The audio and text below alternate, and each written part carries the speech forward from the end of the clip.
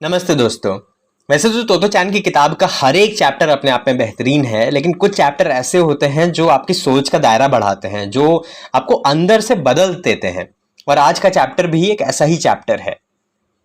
आज के चैप्टर का नाम है सब कुछ वापस डालना। देखते हैं कि क्या होता है इस चैप्टर में ऐसा जो शायद हमें थोड़ा सा अलग नजरिए से सोचने का मौका दे सके। तोतो चैन ने अपने जीवन में इतनी मेहनत कभी नहीं की थी। क्या दिन था वह भी जब उसका चहेता बटुआ पाखाने में गिर गया था। ना उसमें पैसे नहीं थे, पर तोतो चैन को अपना बटुआ बेहद प्यारा था। लाल, पीले और हरे रेशमी चक्का बना उसका बटुआ सच में सुंदर था, आयताकार और चपटा। उसके ऊपरी तिकोन पर कड़ा था एक रुपहला कुत्ता जो बिल्कुल किसी जड़ाऊ पिन सा लगता था। तोतो चैन की एक विचित्र आदत थी। जब वो छोटी थी तभी से वह पाखाने जाने पर जरूर उसके छेद में झांकती, और इसीलिए प्राथमिक शाला में जाने पर वह कई टोपियां खो चुकी थी, जिसमें एक पुआल की बनी थी और एक तो उसको बहुत पसंद थी, सुंदर लेस से सजी थी। उन दिनों पाखाने में आज की तरह फ्लश नहीं हुआ करते थे। बस एक बड़ा सा छेद होता था और नीचे होती थी एक हौदी। अक्सर उसकी टोपियां हौदी में तैरती छूट जाती थीं। माँ उसे हर बार नीचे झांकने से मना करती थी। उस दिन तोतो चैन सुबह सुबह स्कूल प्रारंभ होने से पहले पाखाना गई। वह माँ की बात भूल गई और कुछ ही देर में नीचे झांकते मिली। हाथ में थामे बटुए पर उसकी पकड़ बस पल भर को ही ढीली हुई होगी कि बटुआ उसके हाथ से सरका और छपाक से हौदी में जा गिरा। नीचे अंधेरे में बटुए को यूं गुम होते देख तोतो चैन के मुंह से एक चीख निकल गई। तोतो चैन न रोना चाहती थी और न अपना बटुआ खोना, अतः वह चौकीदार के छप्पर में दौड़ी। वहां से एक लंबे हत्थे वाली बड़ी कड़छी निकाली जिससे पौधों को सींचा जाता था। हत्था तोतो चैन से दुगना बड़ा था, पर वो कहाँ हार मानने वाली थी। उसे घसीटते हुए वह स्कूल के पिछवाड़े पहुंची और हौदी की सफाई करने वाला छेद ढूंढने लगी। उसका अंदाजा था कि शायद वो छेद पाखाने की पिछली दीवार से सटा होगा। काफी देर ढूंढने के बाद दीवार से कोई गज भर दूर उसे कंक्रीट के ढकने से ढका एक बड़ा सा छेद दिखा। काफी कठिनाई से ढकना हटाने के बाद ही उसे पता चला कि यही वह छेद है जिसे वो ढूंढ रही थी। अरे, ये हौदी तो कुहून बुत्सु के ताल जितनी बड़ी है, उसने आश्चर्य से कहा।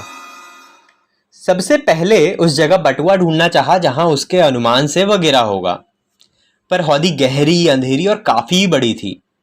उसमें तीनों पाखानों की गंदगी आकर मिलती थी और डर तो यह था कि नीचे झांकने के चक्कर में वह अंदर ही न गिर जाए। आखिर उसने एक फैसला लिया कि वह गंदगी को बाहर निकालकर उसमें से बटुआ ढूंढेगी। कड़छी से निकाली गंदगी को वह हर बार ध्यान से देखती कि कहीं बटुआ तो उसमें नहीं है। जब उसने ढूंढना आरंभ किया था तो उसकी कतई यह अनुमान न था कि उसे इतना समय लगेगा। कहां गया होगा उसका बटुआ? इतने में ही स्कूल की घंटी बज उठी। अब क्या करे वो? उसने सोचा तो जरूर, पर जब वह इतना आगे बढ़ चुकी थी तो अब खोज बंद करने से भी क्या लाभ होता। वह दुगनी शक्ति से कड़छी कड़छी गंदगी बाहर उलीचने लगी। अचानक हेडमास्टर जी पास से गुजरे। तब तक गंदगी का काफी बड़ा ढेर उनके पास इकट्ठा हो गया था। यह तुम क्या कर रही हो? उन्होंने तोतो चैन से पूछा। मैंने अपना बटुआ गिरा दिया है, तोतो चैन ने गंदगी निकालते हुए ही जवाब दिया, क्योंकि वह एक पल भी गंवाना नहीं चाहती थी। ओह, तो ये बात है, कहकर हेडमास्टर जी आदत के अनुसार अपने हाथ पीछे को बांधे चल दिए। वे सैर करते समय भी इसी तरह हाथ पीछे कर लेते थे। काफी समय गुजर गया पर बटुआ था कि मिलता ही न था, और वह बदबूदार गंदगी का ढेर बड़ा और बड़ा बनता जा रहा था। अब हेडमास्टर जी फिर लौटे। मिल गया तुम्हारा बटुआ? उन्होंने जानना चाहा। ना, तो चैन पसीने से लथपथ गंदगी के ढेरों के बीचों बीच खड़ी थी। उसके गाल तपकर लाल हो चुके थे। हेडमास्टर जी कुछ पास आए और मित्र के अंदाज में बोले, जब तुम्हारा काम हो जाएगा तब तुम ये सब वापस हौदी में डाल दोगी ना? और इसके बाद जैसे वे पहले चले गए थे, इस बार भी चले गए।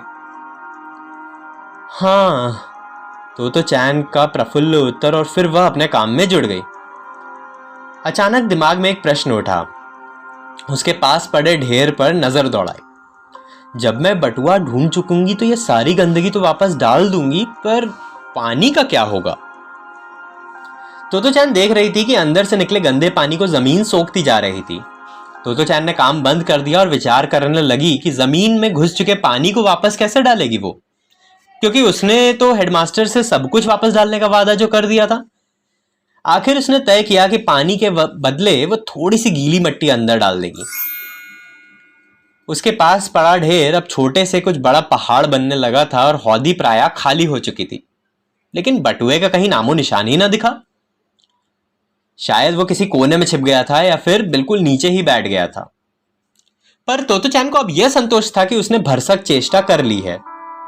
उसका संतोष जरूर उसके आत्मसम्मान से जगा था, जिसे हेडमास्टर जी से उसे डांट न मिलाकर और उसमें पूरा विश्वास जताकर मजबूत बनाया था। पर तब इतनी जटिल बातें उसकी समझ में कैसे आती? कोई भी दूसरा वयस्क तोतो चैन को उस स्थिति में पाकर कहता, ये क्या कर रही हो तुम, या कहता, बंद करो, पता है कितना जोखिम है इसमें। एक तीसरा विकल्प यह होता कि वह उसकी मदद करने बैठ जाता। सोचिए, उन्होंने बस इतना कहा, जब तुम्हारा काम हो जाएगा तब तुम यह सब वापस हौदी में डाल देने वाली हो ना। कितने अद्भुत हेडमास्टर हैं। मां ने तोतो चैन से घटना सुन मन ही मन सोचा था। उस घटना के बाद तोतो चैन ने फिर कभी पाखाने के छेद में नीचे नहीं झांका। उसे यह भी लगा कि हेडमास्टर जी का पूरा पूरा भरोसा किया जा सकता है। वह उन्हें पहले से भी अधिक चाहने लगी। तोतो चैन ने अपना वादा निभाया। जो उसने हौदी से बाहर निकाला था सब वापस डाल दिया। बाहर निकालना तो मुश्किल काम था, पर वापस डालने का काम जल्दी हो गया। और तब उसने कुछ गीली मिट्टी भी अंदर डाली। पास की जमीन थपथपाकर सपाट की कंक्रीट का ढकना छेद पर रखा और बड़ी करछी चौकीदार के छपरे में रखाई। उस रात सोते समय तोतो चैन को बहुत सुंदर अपने बटुए की याद आई। बटुए के खोने का उसे दुख था, पर दिन में की मेहनत उसे उतना थका चुकी थी कि कुछ ही देर में वो गहरी नींद में खो गई। और इस बीच जहां उसने मेहनत की थी, उस जगह की गीली मिट्टी चांदनी में किसी सुंदर चीज की तरह झिलमिला रही थी और हौदी के किसी कोने में खोया उसका बटुआ शांति से दुबका पड़ा था। उम्मीद है आज की कहानी आपको पसंद आई होगी। हेडमास्टर जी का जो बर्ताव था, जो व्यवहार था तोतो चैन के इस हरकत पे, इस परिश्रम पे, वो आपको पसंद आया होगा। कल हम देखेंगे कि तोतो चैन का नाम तोतो चैन कैसे पड़ा। हम पढ़ रहे हैं तेत्सुको कोरोयोनागी की बेस्ट सेलर किताब तोतो चैन।